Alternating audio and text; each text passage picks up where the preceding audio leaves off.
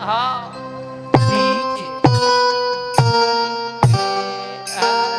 फिर से हर जगह लौकत देखे उनका हर जी हाँ अंधारा में मारता नहीं झूठों के चले लो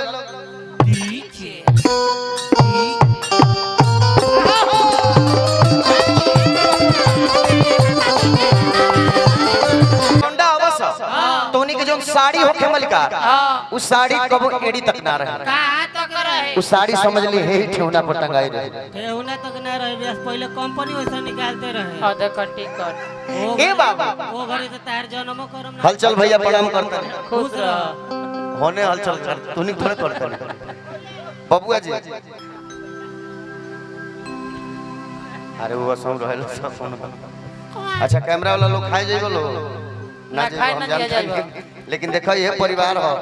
खाना खाए के अलाउंस होता कैमरा वाला मान लोग ना लोग घर बियाह शादी रही ना ए बाबा तनी हे बात पर ध्यान देल हाँ जाए जी। जब लौंडा आवस हाँ ये साड़ी उठा के हाँ आ जब उ सुमिरन गावस हाँ जी तो सुमिरन गावस कैसे चलस कैसे चलस मामा पहले केंगा जैसे ढोलक बाजी वैसे चलिए से जैसे गोड़ पड़ी वैसे ढोल करू ढोलक बजाई हाँ जी देखा कैसे बजे कैसे पहले लौंडे के नाच में रहले 7 साल ए बाबा चला से कैसे गावा देखावा ना तू का है यो पर लौटे के नाच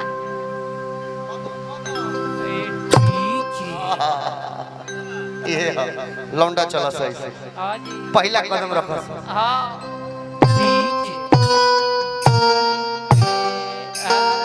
फिर से हेलो हर जगह लौकत देखे उनका हर जी हाँ अंधारा में मारता नहीं झूठों के चले लो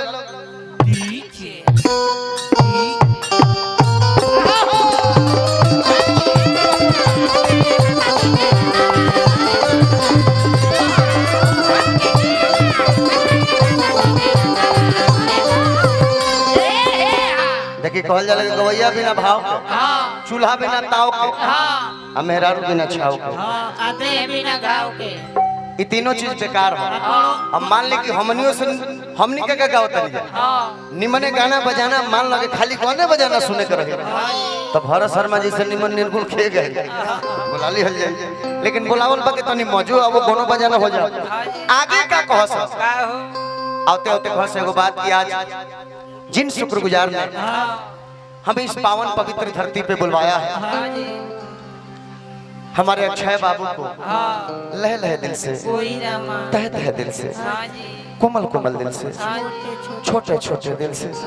शुक्रिया अदा कर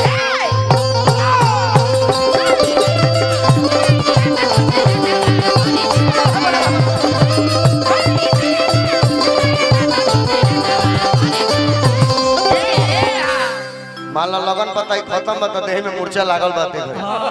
हमारे भैया था कि पहले भेटाइल भाई हे बबुआ अतने ना गीत गावस कि माता जा की पार्वती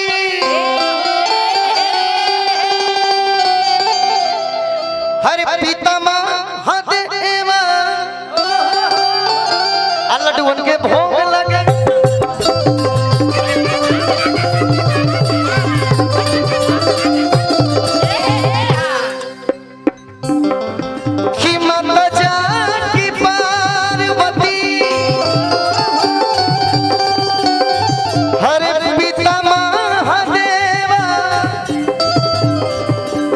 लड्डुअन के भोग लगे संत कर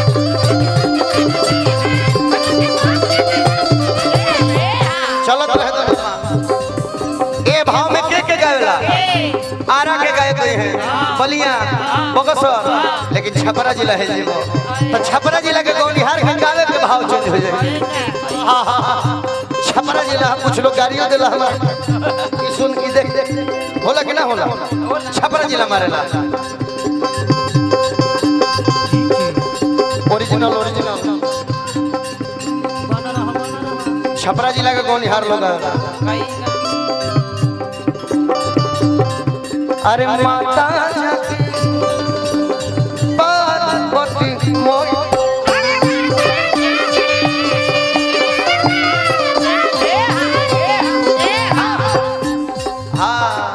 हरे माता जाकी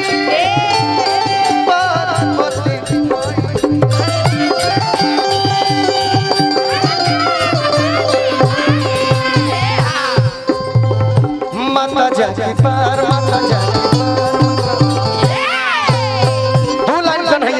खातिर मुरलिया में छेड़े लगा नवा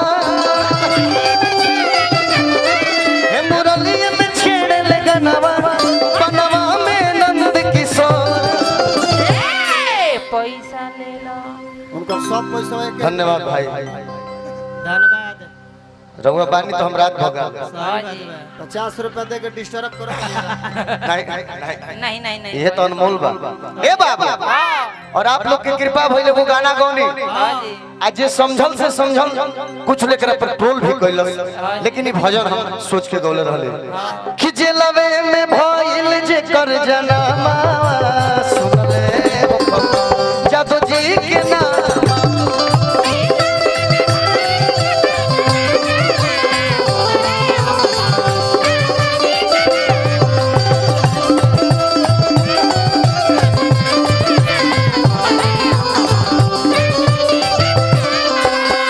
निमन निमन लोग हर समाज में ये गीत सुनल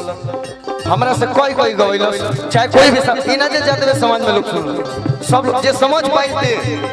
अन्ना तो जमुना के दिमाग 77 को ऊपरे गोल बाबू जाने जे बाप रे बाप ओरिजिनल लालू आदि भाई चलन ये जाना लेकिन कुछ लोग बहुत प्यार देलस दुष्ट राग सड़िया खींचा रखले आई नारी के जा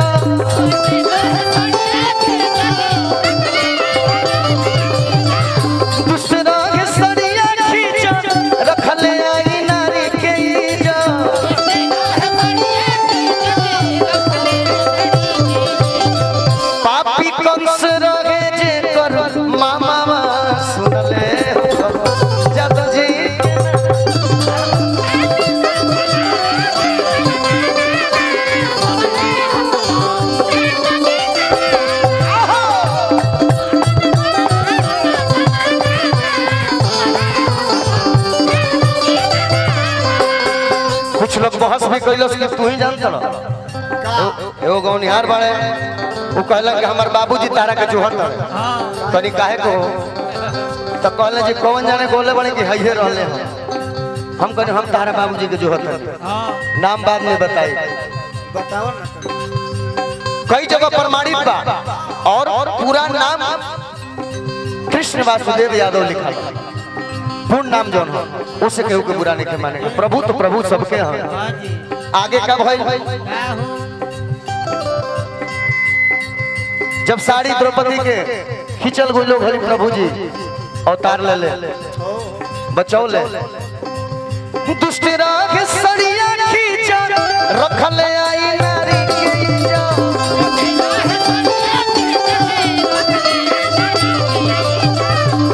दुष्ट राग सड़िया दुष्ट राग सड़िया दुष्ट राग सड़िया खींचा रखल आई नारी के ए बाबा राक्षसन के कैले काम तमामा सुनले हो कि राक्षसन के कैले काम तमामा सुनले हो खबर अरे जद जी के नाम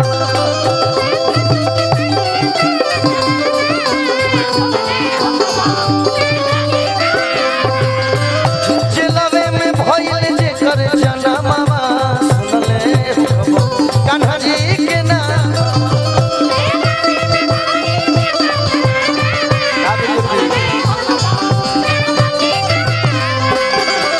जिलवे में भइल जे कर जनमा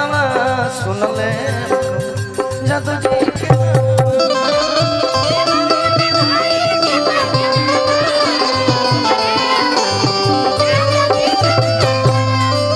जिलवे में